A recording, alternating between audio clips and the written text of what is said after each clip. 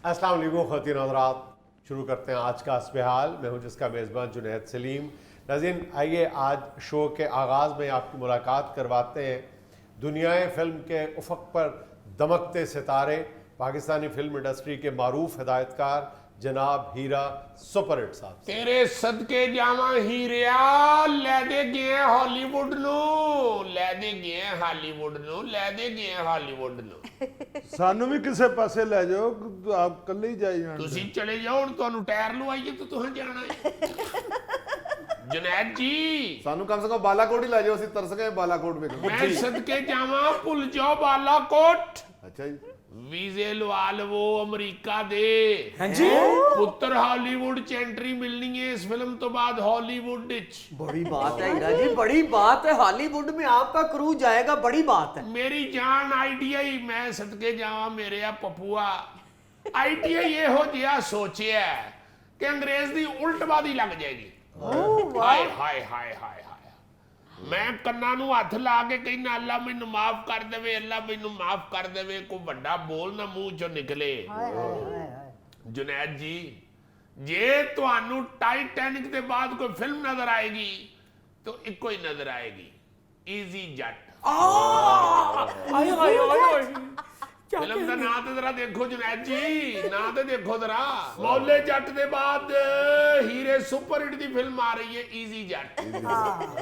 और जुनैद साहब सारी फिल्म कागज वाले जहाज से बना छड़ी। हाय बड़ा आइडिया। हाय हाय हाय हाय हाय, सदके जावा जरा देखो जुनैद जी, आइडिया देखो जरा, देखो जरा।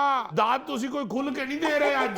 इजी जेट पहले लगेगी और उसके 30-40 साल बाद लगेगी लेजेंड्स ऑफ इजी जेट। एक नहीं मेरी जान, एक नहीं, सीक्वल दी लाइन लग जानी है। जेम्स बॉन्ड भुल जान के लोग। हाय, मैं सदके जावा देखो जरा कागज वाले जहाज नू की इस्तेमाल कीता है हीरे सुपर हिट ने। वाह वाह, देखो जुनैद जी देखो तुसी, ਅਸੀਂ प्रोड्यूसर ਨੂੰ ਵੀ ਈਜ਼ੀ ਕਰ ਦਿੱਤਾ ਹੈ। ਹਾਏ ਹਾਏ, ਈਜ਼ੀ ਜੱਟ ਨਾ ਰੱਖ ਕੇ ਅਸੀਂ ਆਪਣੇ ਪ੍ਰੋਡਿਊਸਰ ਨੂੰ ਵੀ ਈਜ਼ੀ ਕਰਤਾ। ਇਹਨੂੰ ਕਿਹਾ ਸੋਹਣਿਆ ਪੈਸਿਆਂ ਦੀ ਕੋਈ ਏਡੀ ਲੋੜ ਹੀ ਨਹੀਂ। अच्छा, ਕੋਈ ਫਾਈਨੈਂਸ ਨਹੀਂ ਚਾਹੀਦਾ, ਸਵਾਏ 7-8 ਕਰੋੜ ਦੇ, ਹੋਰ ਕੁਝ ਚਾਹੀਦਾ ਹੀ ਨਹੀਂ। अरे कहाँ से देगा 7-8 करोड़ जिस 70 पे है, देखी है आपने? ਮੈਂ ਸਦਕੇ ਜਾਵਾਂ ਫਿਲਮ ਬਣਵਾਉਣ ਆਏ ਨੇ, ਕੋਈ ਬੱਚੇ ਦੀ ਜੁੱਤੀ ਨਹੀਂ ਬਣਵਾਉਣ ਆਏ ਮੇਰੇ ਕੋਲੋਂ। ਪੈਸੇ ਤੇ ਲੱਗਣੇ ਨੇ ਨਾ। ਉਹ ਮੇਰੀ ਜਾਨ ਦੇਖੋ ਤੇ ਸਹੀ, ਪਾਕਿस्तानी फिल्म ਦਾ ਬਜਟ ਕਿੱਥੇ ਟੁੱਟ ਗਿਆ 50 ਕਰੋੜ ਤੇ। मामले मैंने देखा है इस बेचारे आपके प्रोड्यूसर को भी आते हुए।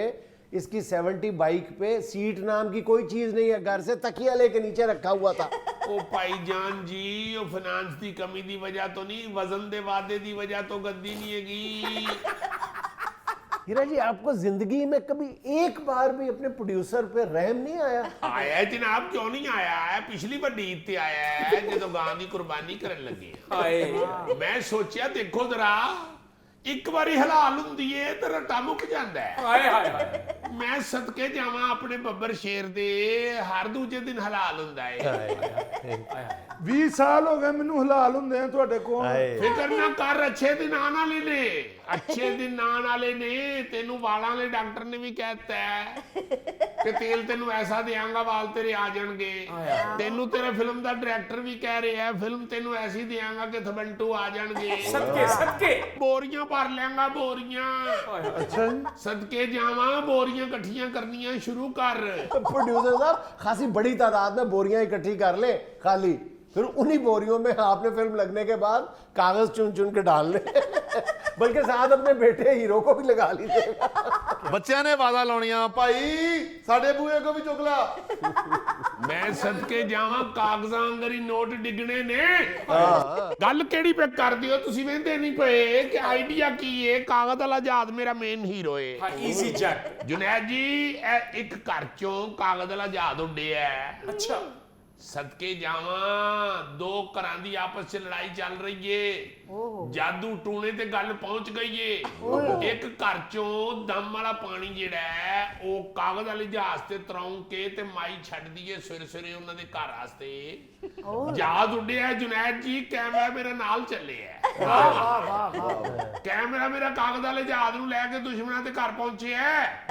ਉੱਥੇ ਜਾ ਕੇ ਜੁਨੈਦ ਜੀ ਜਹਾਜ਼ ਥੱਲੇ ਡਿੱਗ ਪਿਆ ਔਰ ਸਿੱਧਾ ਉੱਥੇ ਬੈਠੀ ਕਮਾਈ ਦੀ ਝੋਲੀ 'ਚ ਡਿੱਗਿਆ। क्या सिचुएशन है हीरा जी? बस ਜੁਨੈਦ ਜੀ ਮਾਈ ਨੇ ਚੀਕ ਮਾਰੀ ਹੈ ਤੇ ਮੈਂ ਨੰਬਰ ਸੁੱਟੇ ਨੇ। ਹਾਏ ਹਾਏ ਹਾਏ ਫੁੱਲ 3 ਮਾਈ ਦੀ ਚੀਕ ਦੇ ਉੱਤੇ ਆਇਆ ਈਜ਼ੀ ਜੱਟ। हीरा जी सदके जाओ मैं ਉਹਦਾ ਫੜਾ ਕਿਧਰੇ ਸੁੱਟਣਾ ਦਵੀਂ ਹਲੇ ਨਾਸ਼ਤਾ ਵੀ ਕਰਨਾ ਹੈ। ਮੈਂ ਸਦਕੇ ਜਾਵਾਂ ਜੁਨੈਦ ਜੀ ਜ਼ਰਾ ਗੌਰ ਤੇ ਕਰੋ ਹੋਇਆ ਕੀ ਏ। ਹੀਰੋ ਮੇਰਾ ਜਿਹੜਾ ਕਾਗਜ਼ ਵਾਲਾ ਜਹਾਜ਼ ਏ ਈਜ਼ੀ ਜੱਟ ਇਧਰੋਂ ਉੱਡਿਆ ਦਮ ਵਾਲੇ ਪਾਣੀ ਦੇ ਨਾਲ ਜਾ ਕੇ ਮਾਈ ਦੀ ਝੋਲੀ 'ਚ ਡਿੱਗਿਆ। ਮਾਈ ਨੇ ਚੀਕ ਮਾਰੀ ਤੇ ਸਕਰੀਨ ਤੇ ਆਇਆ ਈਜ਼ੀ ਜੱਟ।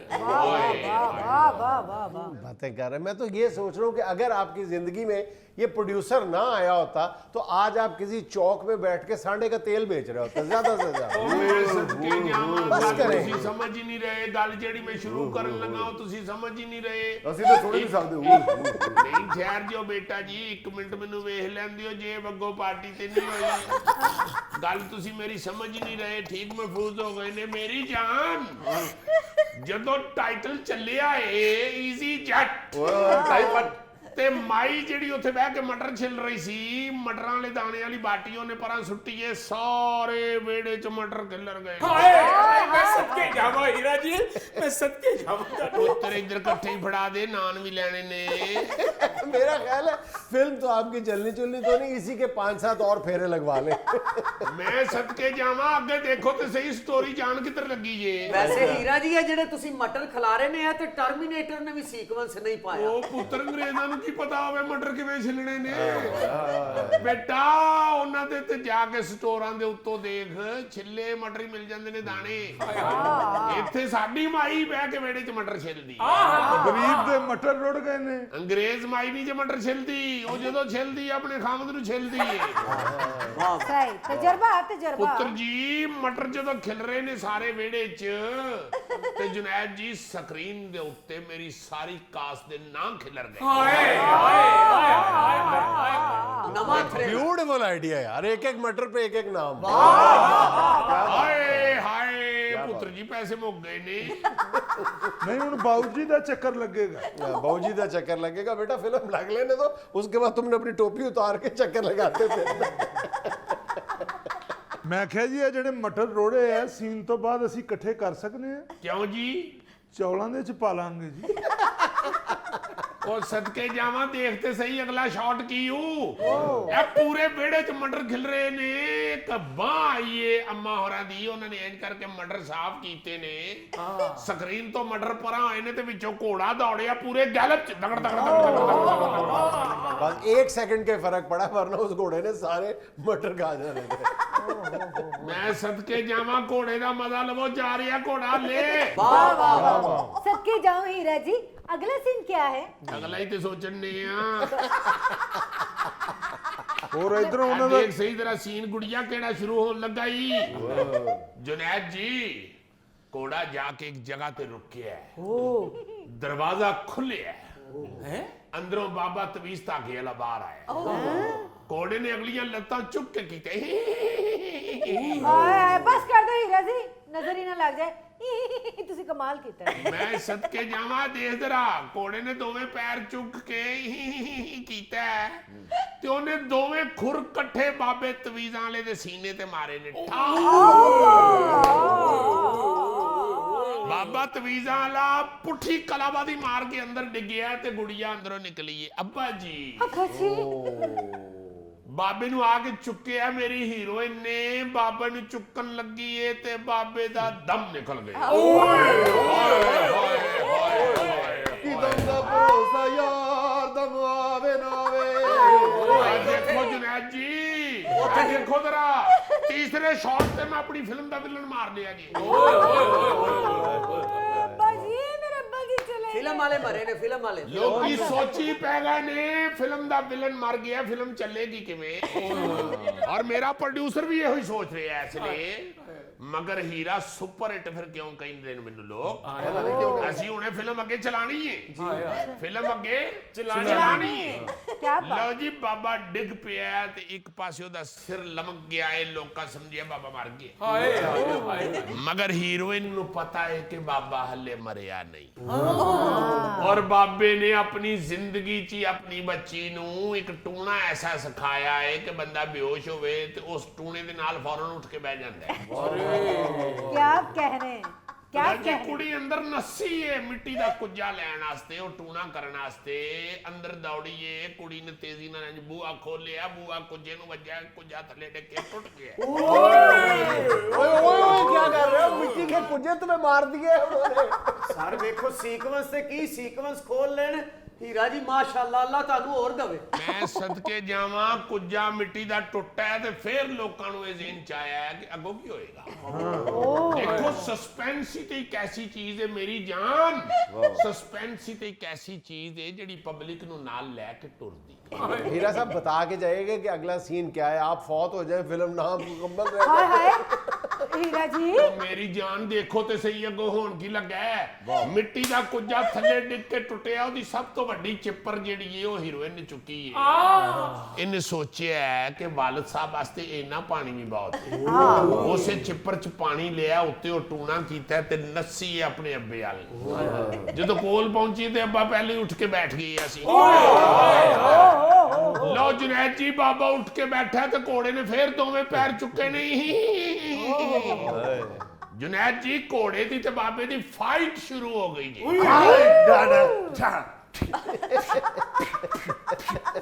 ओ बस करे, ओ बस करे। ओए उतना आपकी फिल्म का बजट नहीं है जितना आपने टिश्यू जाया कर दिए मेरे। बस नाज़रीन, यहाँ तो टिश्यू फाइट शुरू हो गई है। मुझे लेना एक छोटा सा वक्फा। 90% जो है ना माँ बाप जो घर में बुजुर्ग जो उनको नहीं लेके गए, उनके बच्चे बाहर, तो 90% लोग कहते हैं कि हमारा दिल बुरी तरह दुखता है जब हमारे बच्चे हमें नहीं लेके जाते। और 10% का ये कहना था कि हम उनके आराम में खलल नहीं डालना चाहते, हम नहीं चाहते कि हमारी वजह से वो डिस्टर्ब हो।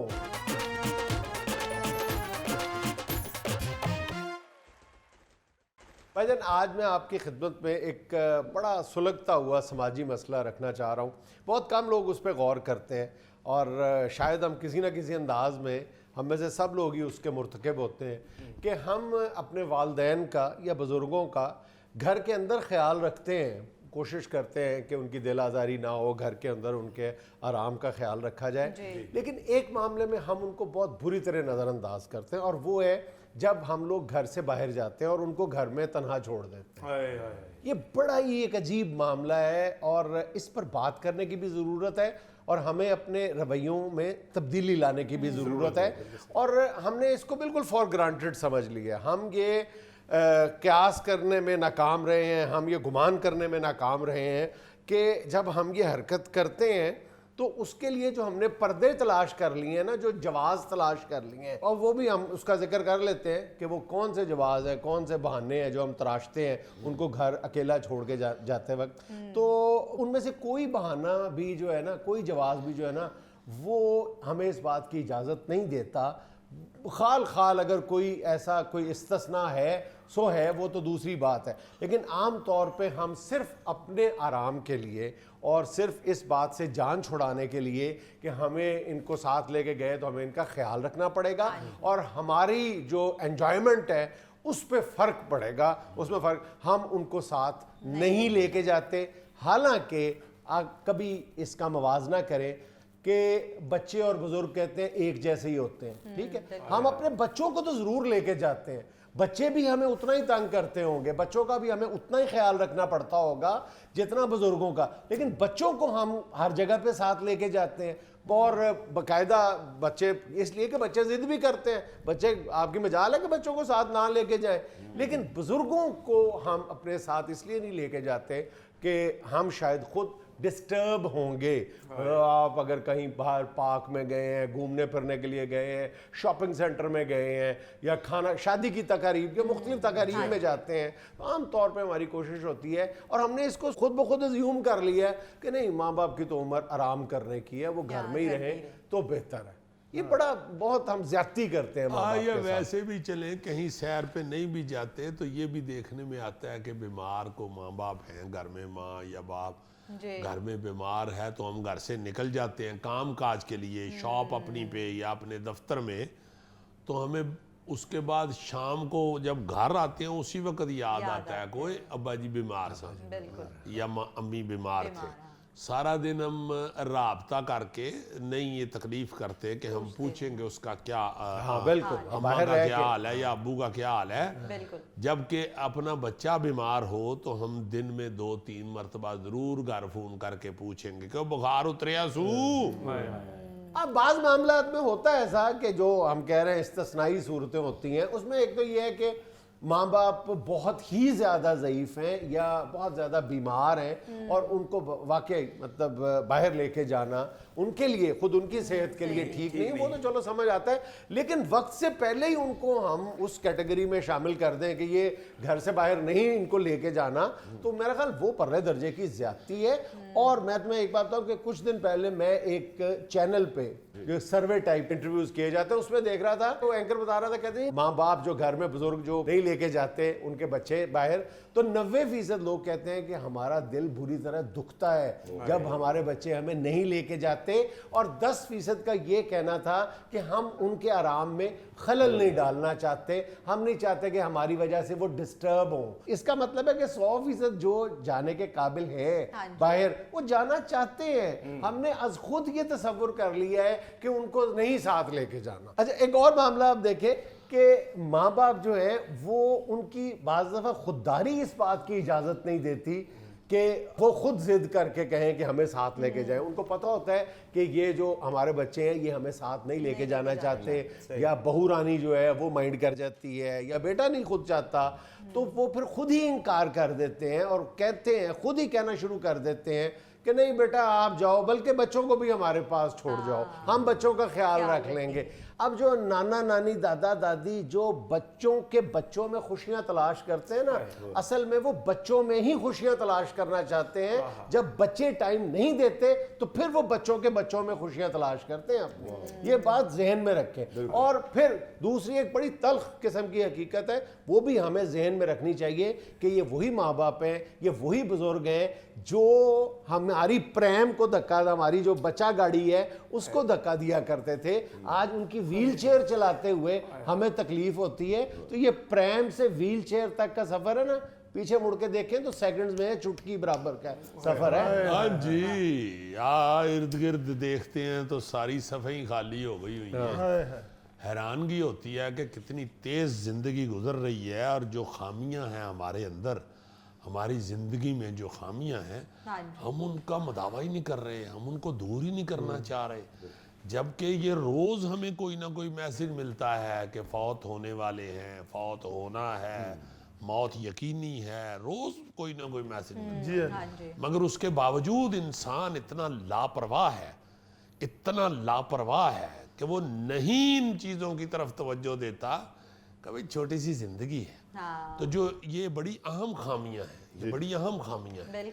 वालिदैन आपके पास होना, आपका उनकी खिदमत करना, उनके मुंह से उनके दिल से दुआ निकाल लेना, ये अल्लाह पाक ने एक इंतहाई सुनहरी मौका आपको दिया हुआ है। आप उसको अवेल नहीं कर रहे।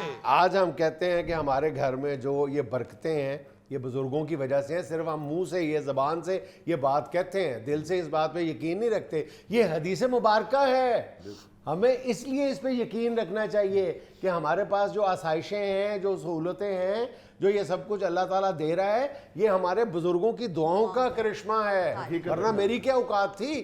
और दूसरी बात ये भी ज़हन में भाईजान हमेशा रखनी चाहिए कि ये अगर ये वक्त गुजर जाए, आज हम जिनके पास, जिनके माँ बाप नहीं हैं, वो अपनी खुशियों के मौक़ों पे ये कहते हैं कि काश मेरी माँ जिंदा होती, काश मेरा बाप जिंदा होता। तो ये काश जब जिन लोगों के पास ये नेमतें मौजूद हैं ना, उनकी ज़िंदगी में इनको अवेल कर लें, उनकी ज़िंदगी में अपनी खुशियों में उनको शामिल रखें, चाहे वो घर के अंदर है चाहे वो घर के बाहर है। वरना लम्हा लम्हा जो है ना आपका डसता है इनके चले जाने के बाद। बाद में रोते हैं, बाद में रोते हैं, रोते पछताते हैं। तो अगर माँ बाप को कुछ आप ना दे सके, लेकिन बोल तो अच्छा लगे। हाँ, अच्छा उनकी बोल इज्जत तो सकते- करें। उनकी उनको इज्जत टाइम करें, दे, उनको टाइम दे टाइम यार। दे, मैंने अहमियत दे। मैंने आपको उस दिन बात नहीं सुनाई, हमारे एक बड़े प्यारे दोस्त हैं अमान भाई यार, वो अमेरिका इतना वेल सेटल्ड आदमी, वहाँ पे बेहतरीन नौकरी शौकरी ये वो कहते कि एकदम मेरे जहन में आया कि मैं अपने अब्बू को अकेला क्यों छोड़ा। वो हर चीज छोड़ के वापस आ गया। हालांकि उनके वालिद जिद करते थे कि तुम वहां पे बड़े सेट हो तो ना वापस आओ, यहाँ पे जिंदगी बड़ी मुश्किल गुजरती है, इतने लाख चाहिए महीने का खर्चा। वो उन्होंने आगे यहाँ पे नौकरी लेके अब्बू से पूछा कितने लाख चाहिए थे, इतने लाख चाहिए कि जी मुझे यहाँ पे मिल गए, अब मैंने नहीं वापस आया। हालांकि वहाँ उनको अच्छी खासी सैलरी मिल रही थी। वही ना जी, ये भी एक अल्लाह की रहमत है हाँ जी। कि औलाद के दिल में ये ख्याल आ जाए कि मैं माँ बाप की खिदमत करूं, उनका ख्याल रखूं, उनके पास हूं। अच्छा, एक और बात में भी हम घर के अंदर भी बुजुर्गों को नज़रअंदाज करते हैं, वो है उनके लिए नई चीज़ें लाते हुए। हम ये खुद ही अज्यूम कर लेते हैं कि अब्बा जी या अम्मी को क्या ज़रूरत है नए जूतों की, नए कपड़ों की, उन्होंने कौन सा बाहर जाना है। अच्छा, यार ये भी बड़ा जुल्म करते हैं। बीवी अब 15 जोड़ों की फरमाइश करती है तो आप पूरी कर देते हैं, ठीक है। और माँ बाप के लिए आपको नज़र ही नहीं आता कि माँ बाप के भी जूते ख़राब हो गए हैं। ये 2 साल से मैं एक ही जोड़े में अपनी अम्मा को देख रहा हूँ। यानी आप परफ्यूम ला के ते बाबा जी दे अगों लंघने ते बाबा जी ਨੂੰ अतर भी नहीं लिया के देना। हाले बाबे दा अतर बेचारे दा बड़ा सस्ता आंदा है।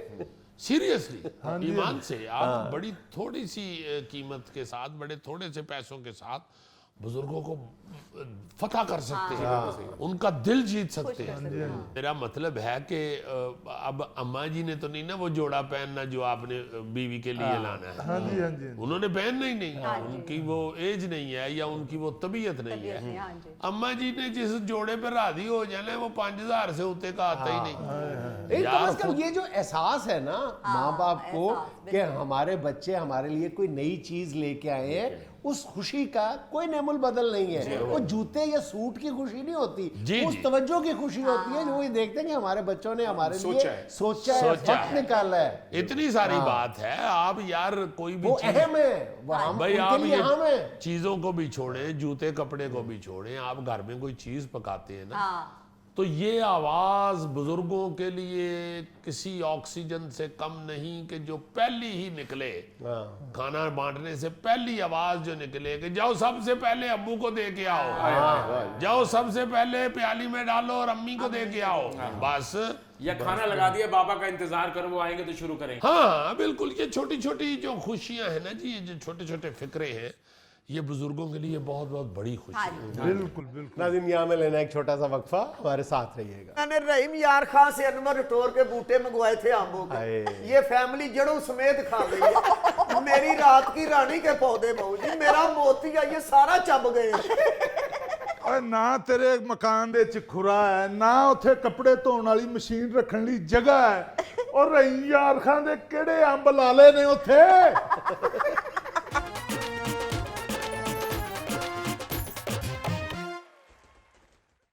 नाज़रीन, हमारे यहाँ मालिक मकान और किराएदार के ताल्लुकात बहुत ही कम खुशगवार देखने में आते हैं। किसी न किसी बात पे झगड़ा रहता है, लेकिन आज हमारे यहाँ जो मालिक मकान और किराएदार ख़ास तौर पे तशरीफ़ लेके आए हैं, उनका झगड़ा बिल्कुल आखिरी हदों को छू रहा है।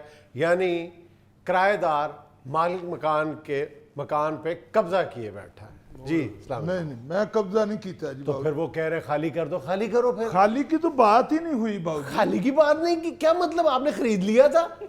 खरीदा नहीं मैंने, इन्होंने कहा था कि आप बेशक 50 साल इस मकान में बैठे रहें, मैं आपसे खाली नहीं करवाऊंगा। हाँ, ये जरूर कहा था इन्होंने कि जब मैं बेचूंगा उस वक्त मैं आपसे खाली करवा लूंगा। यही तो दुख है बाबू जी, जब मैं बेचना चाहता हूँ तो ये फ्राडिया मेरा मकान नहीं फरोख्त होने दे रहा। हेलो फ्राडिया ना मुझे कहो। और क्या कहूँ भाई जी, देखे जब भी कोई खरीदने वाला आता है तो उसको ये साइड पे हो कहता है जी ये तुफैल का घर नहीं है, इसमें इसकी बहनों का भी हिस्सा है, अगर आपने खरीद लिया तो बहनें आपको घसीटेंगी, केस करेंगी, ये कह के दुड़ा देता है गाहकों को। बहू जी वो आपकी बहनें मेरे पास आके रोती हैं। वो मेरी बहनें हैं, मेरे को रो, आपके पास क्यों रो? देखिए ये है बात करने वाली बहू जी, फ्राडिया है बहू जी। एक मिनट सबर करो, अब मामला ऐसे थोड़ा निपटाते हैं। बहू जी क्या करें, मेरा वो मकान है, मुझे ये बेचने नहीं देता। अगर कोई पार्टी आ जाए, ये तीसरी पार्टी, तो उसको कहता है भैन भराओ इसके उतले पोर्शन में चुड़ैलें रहती है। ओए जहाँ पे तुम आदमजाद रह रहे हो वहां पे चुड़ैलों का क्या काम? उतला कौन सा पोर्शन है आपका? काने की छत डाली हुई है, ऊपर से उतला वहां लकड़ी का काम हुआ, कोई पत्थर लगा हुआ उतले देखिए, पोर्शन मेरा में। घर है और मेरे ही सामने नक्शा ये बात चुड़ैलों की हो रही है या डिजाइन की हो रही है? नहीं नहीं, उतला वो तो पोर्शन कह रहा है कि आप कहती है कि ऊपर वाले पोर्शन वो में तो चुड़ैल मैं एक दिन नहीं, आप आगे से कह रहे हैं ऊपर क्या पत्थर लगा हुआ है, काने की छतें हैं। और यार मेरी बात सुनो, आप क्यों साइड ले रहे हो किसी की? उनका कोई किराएदारी का झगड़ा थोड़ा है, उनका तो जुगतों का मुकाबला हो रहा है। यार, वो गलत बात कर रहा है, वो बेचारा कह रहा है जी कि ये कह देता है, और वो ये करते हैं ऐसे, जो बेचने वाला होता है ना बेचारा, उसको इसी तरह रोलते हैं ये किराएदार। इसने कहा होगा लादमन के ऊपर साया सोया है चुड़ैली ये तो साया नहीं भाईजान, आप पढ़े लिखे हैं। एक दिन मुझे गर्मी लग रही थी तो मैं बनियान पहन के सिर्फ चारपाई पे लेटा हुआ था और किसी ने मुझे नीचे से आवाज दी, मैंने ऐसे झांका है नीचे, ऐसे ऐसे करके, वो उन्होंने समझा कि पता नहीं ऊपर जिन रहा है। गली में मशहूर हो गया कि ऊपर जिन रहते हैं। बाबू जी जब ये ऊपर से बनैन पहन के ऐसे नीचे देखता है ना, तो देखने वाले को लगता है कि शाही किले के ऊपर तोप लगी हुई है। मैं क्या नहीं, देखो मैं बताऊंगा साहब लोगों का परसों का वाकया बहू जी। नहीं, तुमने अपनी जुगत कर ली है तो उसे तो बारी दो ना। 3.25 मरले का घर है और मसाल दे रहा है किले की।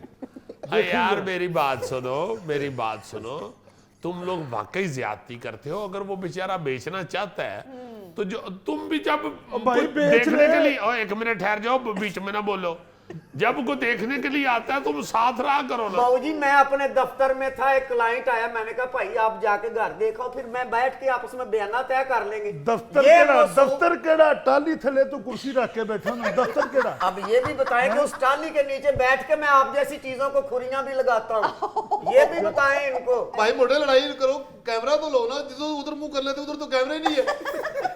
देखिए जी, भाई आप मोटे को 2-3 जुगते लग जाए तो ये पागल हो जाता है। असल में इसकी ये बेचारे की खामी है। प्रॉब्लम है। अच्छा क्या कहने लगे थे? ये उनको कहता है कि ये घर गिरने वाला है, उन्होंने तो बेचने के लिए इसको कलीशली करवाई हुई है। अब आप ये बताएं, जो घर बुलडोजरों की पार्किंग बना हुआ है वो गिरने वाला हो सकता है? और भाई मैंने नहीं उनको कहा कि ये मकान गिरने वाला है, मगर सच्ची बात ये है जुनैद साहब कि आधे घर का प्लस्तर गिरा हुआ है। वो तो आप खारिश करते होंगे दीवार के साथ, तो गिर गया होगा। बाबू जी ये जूद मजूद की कौम का रात को और दीवारें जूद चाटती मजूद- है ये सारी फैमिली।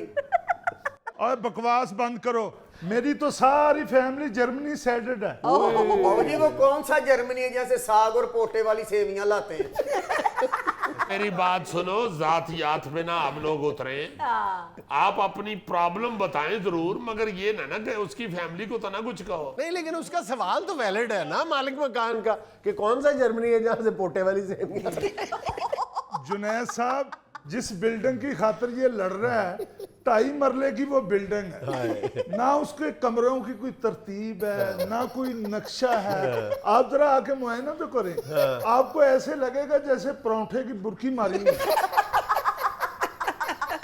बाबू जी वो चौरस मकान मैंने इनको दिया था मरब्बा शक्ल में, अब ये मियाँ बीवी उसमें कीकली डालें तो वो टेढ़ा हो, ये मेरा तो कोई कसूर नहीं।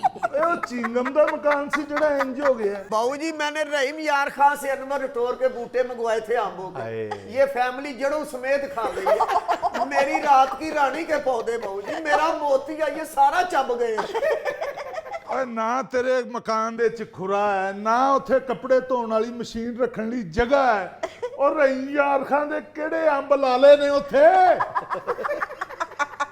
जुनैद साहब ये अल्लाह अल्लाह करके 1-2 दिन पहले एक पार्टी आई है, तो ये फिर उसे अकेला ही मिला। उस पार्टी को कहता कि इस मकान की रजिस्ट्री जाली है, अगर आप खरीद लोगे तो फंस जाओगे, ये भी बोला इन्होंने। और मैं क्यों ना सच बोला, तू तो मैनू एक दिन आप रजिस्ट्री दिखाई सी, ओदे उत्ते सालन रुड़िया सी। यार सालन गिरा हुआ था तो वो जाली हो गई। हद हो गई। ਇਹਦੇ ਜ਼ੇਨ ਚ ਆਇਆ ਨਾ ਜਿਹੜਾ ਸਾਲਨ ਰੋਡ ਦਿੰਦਾ ਹੈ ਉਹ ਜਾਲੀ ਹੋ ਸਕਦਾ ਹੈ। ਸਾਲਨ ਤੇ ਇੱਥੇ ਰੋੜੀ ਦਾ ਹੈ। ਇਹ ਤੁਹਾਡੇ ਜ਼ਿਹਨ ਚ ਆਇਆ ਹੋਣਾ। और रजिस्ट्री को देख के कहता है ओए देख ते तार ही नहीं हैगी ये जाली है यार अंदाजा करो ਭਾਈ ਜੀ ਨਹੀਂ ਬਲਕਿ ਸਾਲਨ ਰੁੜਿਆ ਵੇਖ ਕੇ ਰਜਿਸਟਰੀ ਚੱਟ ਕੇ ਕਹਿੰਦਾ ਰਜਿਸਟਰੀ ਚ ਮਿਰਚਾਂ ਘੱਟ ਦੇ।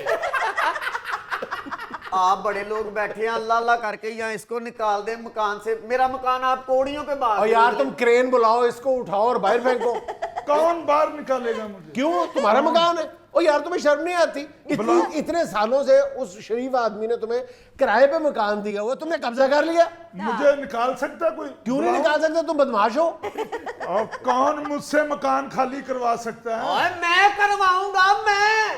तुम करवाओगे? हाँ तो बुलवाऊं मैं बलवाल से अपने सालों को? काम तो करते इतने इतने लंबे हाथ हैं उनके। इसने तो हाथ देख के ही उधर शादी करवाई है कि सालों के इतने इतने लंबे हाथ हैं, ये बुरकी बाबा वड्डी बना के मेरे मुंह च पाएंगे। बाबूजी मैंने तो तंग आके ना एक मलबे वाले को बोला कि ओ भाई मेरा मकान खरीद ले। वो इट्टा तो बहुत मोले का लग गया बाबूजी। नहीं तो वो सालों के हाथ क्यों लंबे हैं, कवालों के पीछे तालियां मारते हैं। और भाई वो जिम्मेदार लोग हैं। और बाबूजी एक पार्टी के साथ मेरा ये सौदा तय हो गया है। वो मुझको बयाना देने लगे हैं तो ये उनको लहदा मिलके कहता है तो फैल के साथ ऐसे डील ना करना, ये बयाना खा के मुकर जाता है। अच्छा बयाना का तो पता नहीं बदाना मान मान खा जाता है जाइए ओए ओए किथों आई जाने ने तेरे गाहक सुबह दोपहर शाम एडी तेरी मार रोड दे उत्ते कोठी। नाज़रीन यहाँ मुझे लेना है एक छोटा सा वक्फा हमारे साथ रहिएगा इस बच्चे दे अब्बा ही कहते ने कि पुत्र ढोल वाला आ गया तो मंजियां झाड़ ले।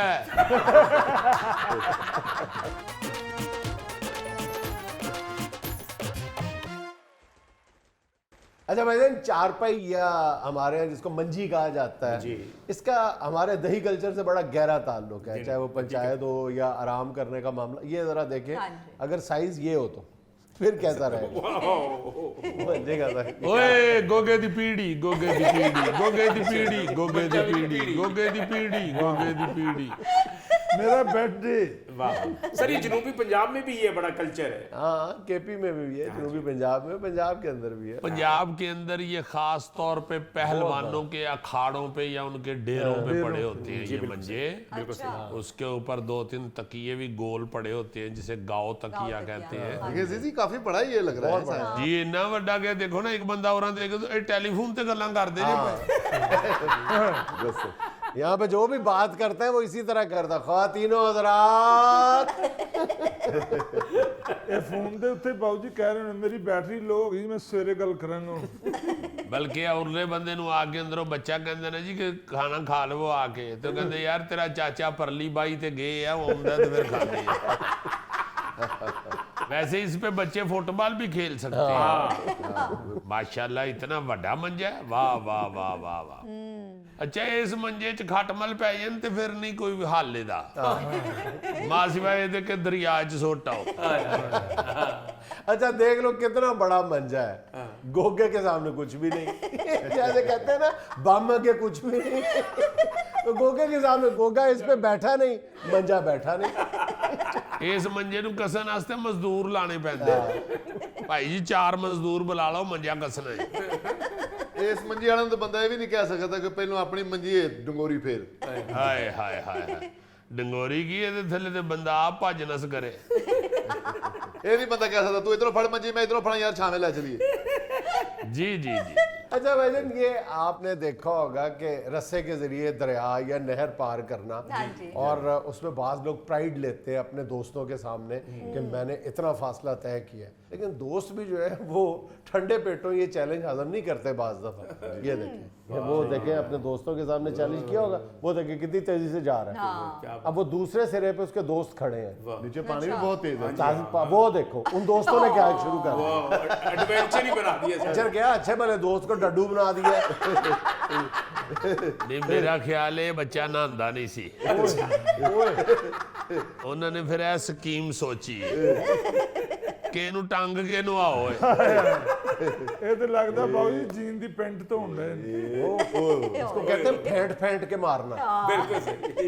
ये जो है ना 2 दिन तो नहीं बोलेगा। ओए ओए नहीं वैसे देखें कि कितना खतरनाक मजाक कर रहे हैं। अल्लाह ना करे अगर उसके हाथ से रस्सी छूट जाए तो दरिया कितना तेज है। या फिर शायद ये तारू ही होंगे उधर के इलाके के, उन इलाकों में रहने वाले जो हैं वो इन तेज दरियाओं में भी तैर लेते हैं। हाँ जी उन्हें बाहर आके लड़ना है कि यार मैनू परले किनारे ते दस दे मैं साबन ते मल नहीं। अच्छा जी, पहले आपने बड़ा मंजा देखा था, अब आपको मंजी डांस दिखाता हूँ। अच्छा जी मंजी डांस।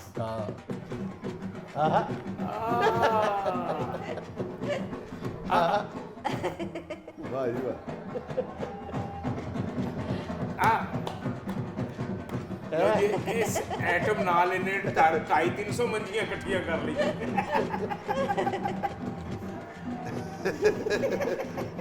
वाह जी वाह। इस बच्चे दे अब्बा ही कहते ने कि पुत्र ढोल वाला आ गया तो मंजियां झाड़ ले। कई बार ऐसा भी होया है डांस का पावा ही टुट गया। और अगर किसी का पाँव इस पाए के नीचे आ जाए तो फिर गाने में थोड़ी सी गाली भी शामिल हो जाती है। और जो मंजी तो डिग पैंदा फिर कहते मैं नागन डांस करन दे। यानी ऐसा जाहिल बच्चा है भाई, तुझे नाचने का शौक है तो चारपाई से नीचे उतर के परे 2 पैर सीधे कर ले। साथ चारपाई भी तोड़ने के चक्कर में है। वक्त तो पहले गोडे खोचले कर रहे हैं। या फिर मेरा ख्याल है इस गांव में खटमल निकालने का तरीका ही ये है। वाह वाह। ये अगली वीडियो देखिए, बच्चों का इंजेक्शन से खौफ। अब वो ना इंजेक्शन हो तो वो देखो, वो बर्गर में वो सॉसेज फिल कर रहे हैं, इंजेक्ट कर रहे हैं। उसके जरिए वो टीका समझा बच्चा उसमें दौड़ लगा दी। वो बड़े भी दौड़ गए ने जी, जिड्डा टीका है। बर्गर दियां लत्तां नहीं ते एडे टीके के बर्गर भी दौड़ जाता है। अच्छा, ये दुनिया का वाहिद टीका है जो गोगा शौक से लगवाता है। बल्कि कहता है 3 और ला दो। सोया सास दा लाना दा। अब बेचारा बोगा जेड़ा ने जी वो पहले बर्गर मुंह च रख लैंदा है, ਉਹਦੇ ਬਾਅਦ ਕਹਿੰਦੇ कि भाई जी है मेरी गल च 8 सीसी दा सॉस दा टीका ला दे। 8 सीसी 8 केजी दा। वैसे ये इंजेक्शन अच्छा है, जो बच्चे बर्गर खाना नहीं ना छोड़ते उनके सामने इसी इंजेक्शन के अंदर सॉस लेके आनी चाहिए। बिल्कुल बिल्कुल। नाज़रीन, ये था आज का हस्बे-हाल और आज की छोटी सी बात ये कि लोग कहते हैं पैसा रखो बुरे वक्त में काम आएगा। दाना कहते हैं अल्लाह पे यकीन रखो बुरा वक्त आएगा ही नहीं। खुश रहें, खुश रखें। आपसे मुलाकात होगी इंशाल्लाह अगले हफ्ते। अल्लाह हाफिज।